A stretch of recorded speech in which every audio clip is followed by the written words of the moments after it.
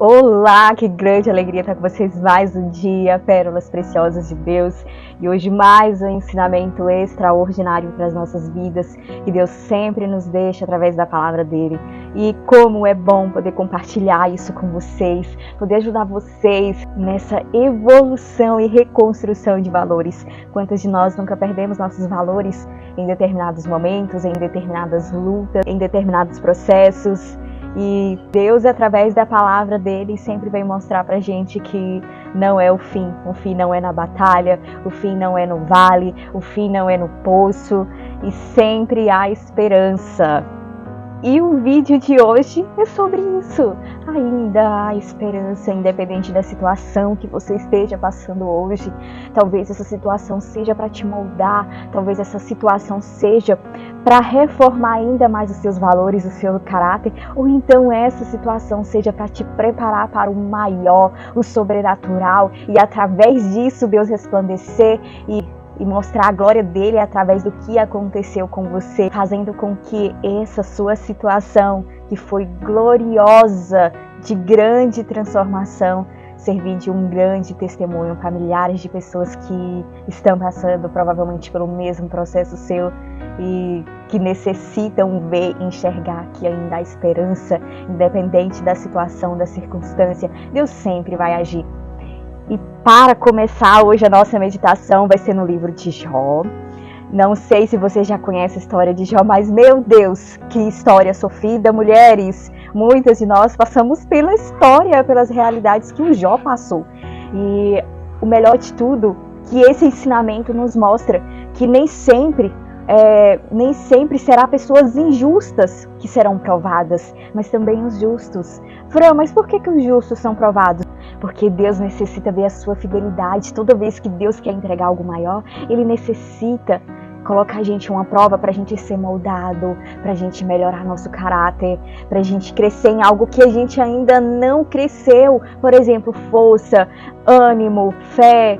Então, por isso que muitas vezes Deus testa os justos. Deus leva os justos à provação para fortalecer a base, para através da vida dessa pessoa ele mostrar para as outras pessoas que você tem um Deus e que você ama esse Deus acima de qualquer coisa e acima de qualquer situação que você esteja passando. E também tem o tratamento que Deus faz aos injustos, que é uma tentativa de Deus fazer com que essa pessoa melhore, com que essa pessoa deixe de praticar aquelas coisas erradas que ela está fazendo, está desagradando a Deus, para se aproximar mais ainda de Deus e enxergar que ele não é nada nesse mundo sem um Deus, que ele não consegue nada nesse mundo sem um Deus. Muitas vezes para quebrar orgulho, pessoas que acham que cresceram sozinhas, que tudo foi ela na vida e que ela é como se fosse um Deus na vida de outras pessoas e na própria vida dela.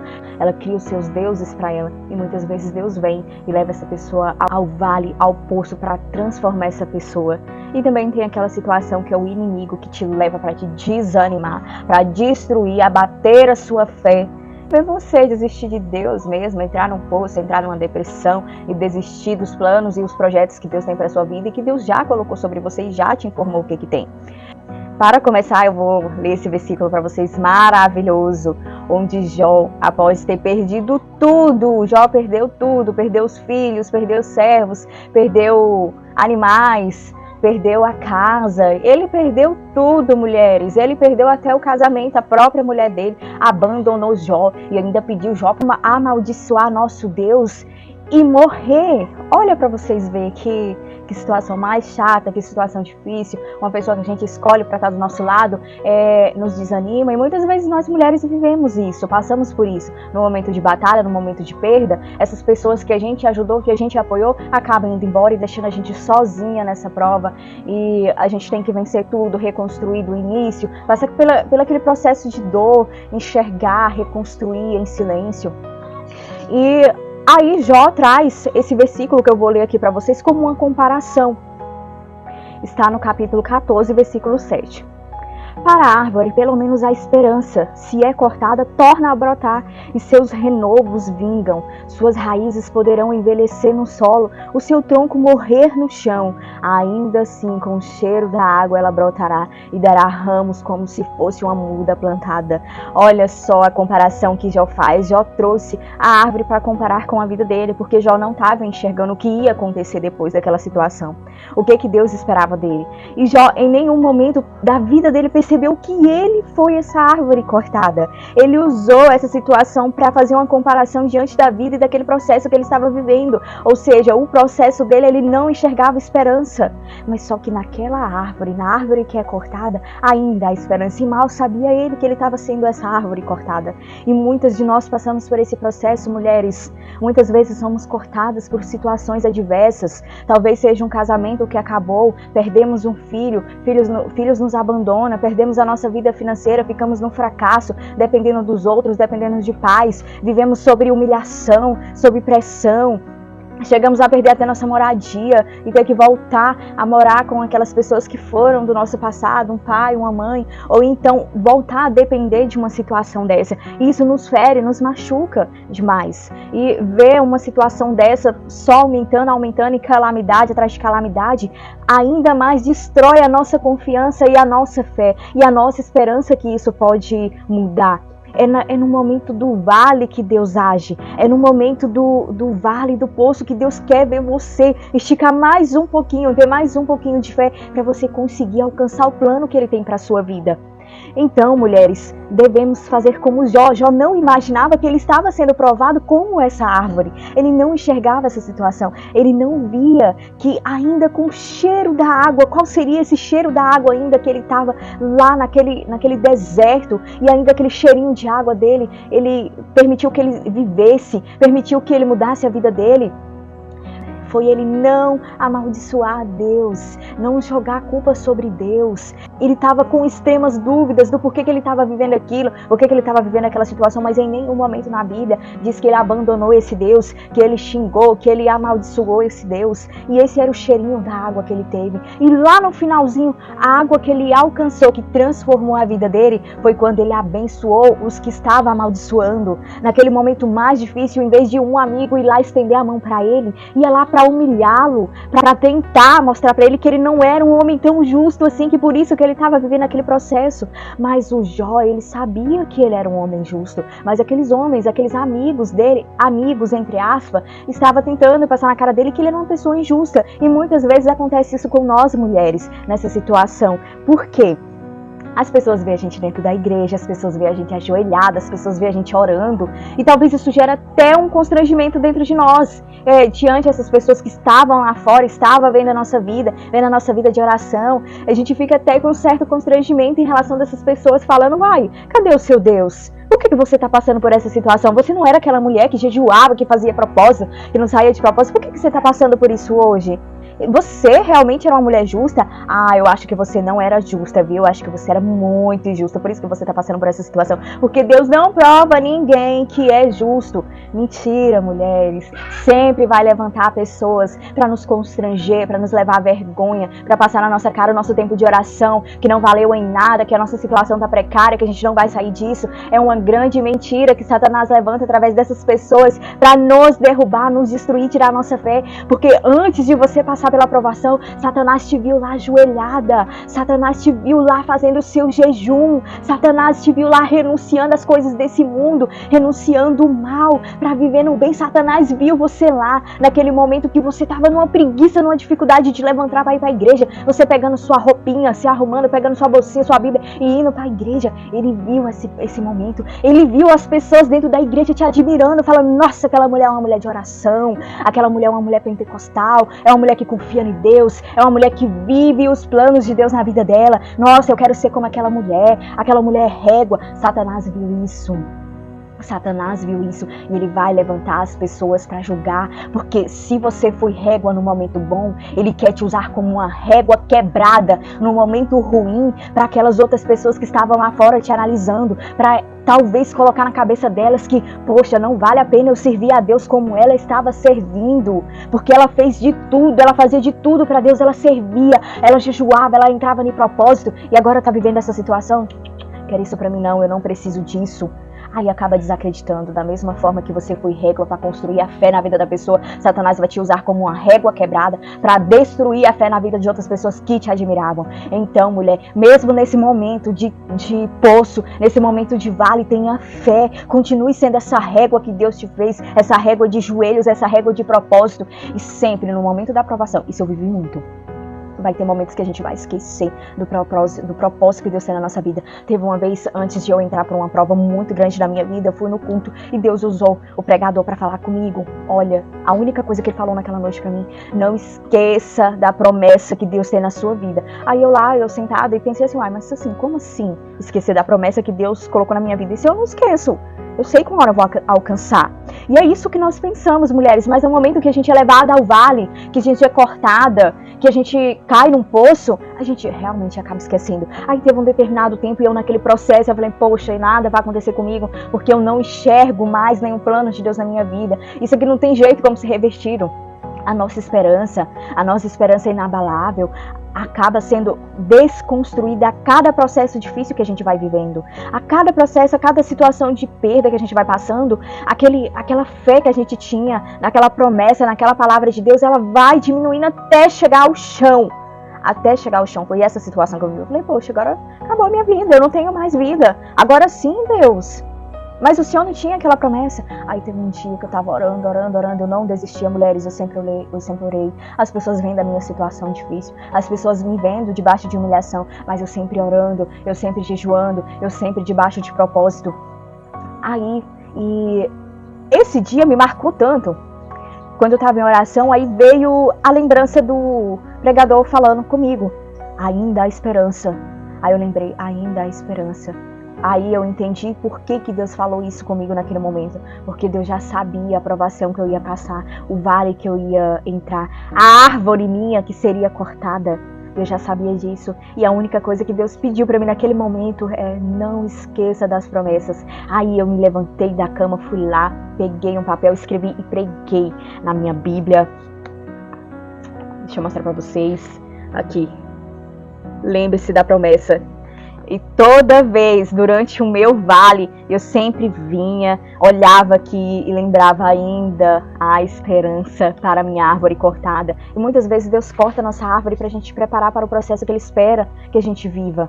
As promessas que Deus tem na minha vida são muito grandes, não teria como eu ser uma mulher que ia me adequar a essa promessa da forma que eu estava. E você pode estar passando por esse processo, você pode ser uma mulher justa e estar vivendo esse processo para que Deus te reconstrua da forma que você precisará viver aquele processo, viver aquela situação, viver aquela promessa.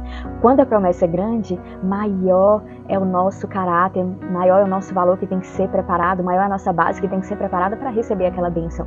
Como a minha bênção, as promessas sobre a minha vida eram grandes, era necessário passar por aquele momento, era necessário ser moldada, era necessário quebrar o meu orgulho, era necessário quebrar as mágoas de dentro de mim, era necessário eu viver uma transformação que se não fosse naquele momento de árvore cortada, eu não viveria. Era necessário eu viver esse processo de árvore cortada, que é deixada só um pedacinho do toco e as raízes, para que ela ainda consiga crescer em silêncio, e conseguir água, se reformular por dentro para depois aparecer por fora.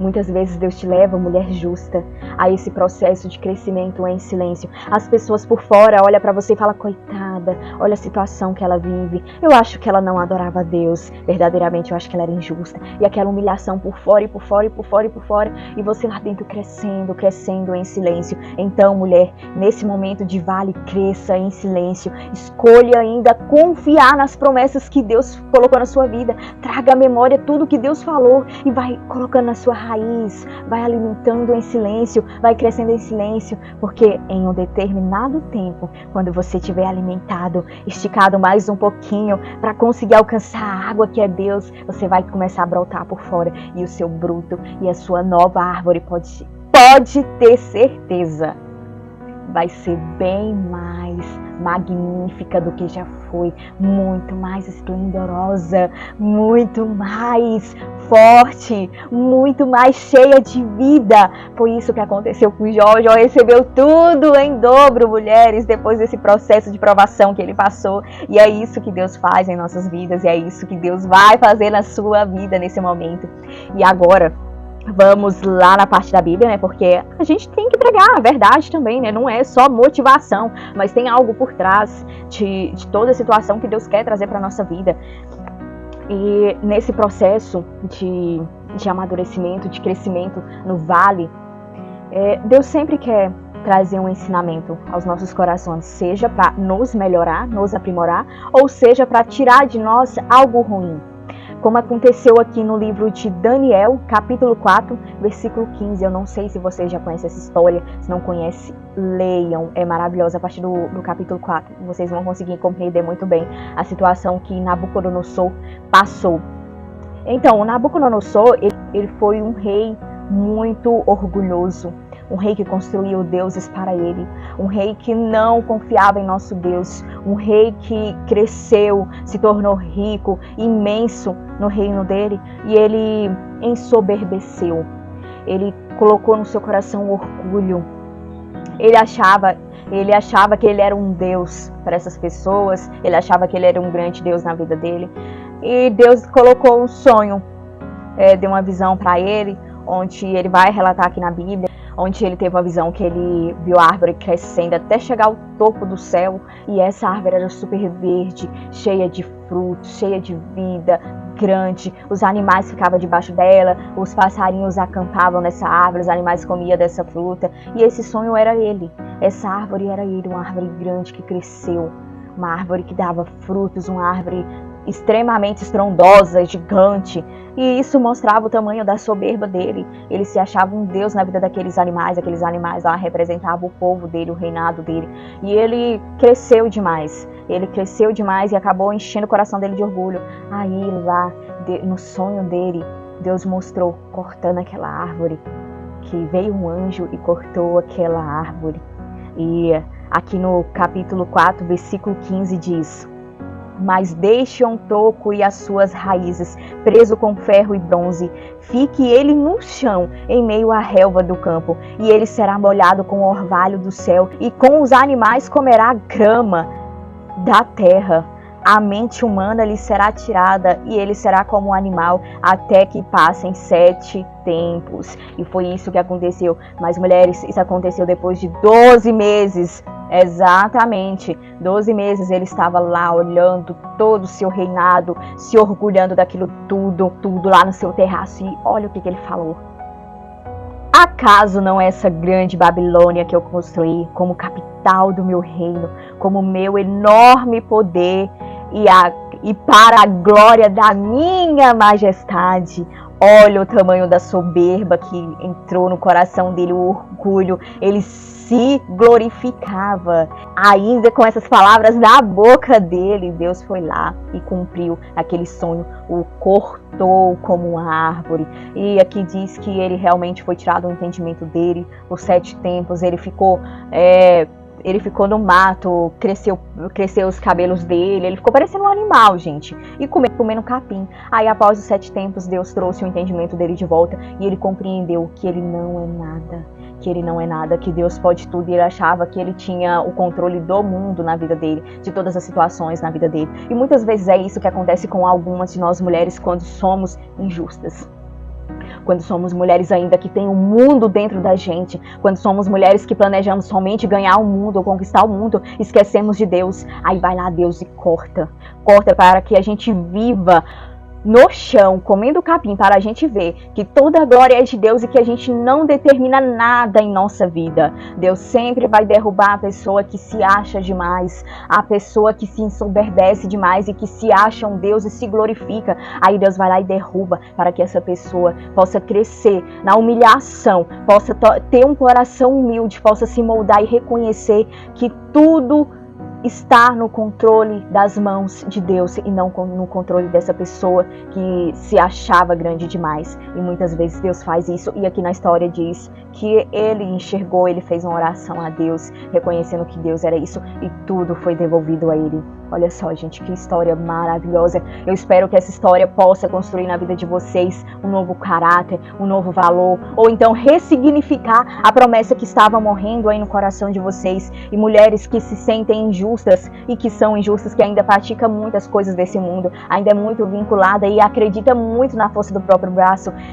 Analisem essa situação e comecem a glorificar a Deus e ver que vocês não são nada sem Deus e que Deus é o dono de tudo, para que Ele possa novamente manifestar a glória dele sobre a vida de vocês e vocês voltar a crescer moldadas no padrão do Senhor, com valores corretos e nos caminhos de Deus e cumprindo a palavra de acordo com o que Ele ensina, e não mulheres moldadas ao padrão desse mundo, mas sim ao padrão dos céus. Eu espero que essa palavra tenha ido de encontro ao coração de vocês e alimentado algo bom. Se esse vídeo ajudou vocês, deixa sua curtida para que possa alcançar mais e mais mulheres, transformar mais e mais valores dentro de mulheres. E até mais, e até o próximo dia. E muito obrigada por ter estado aqui comigo até esse momento.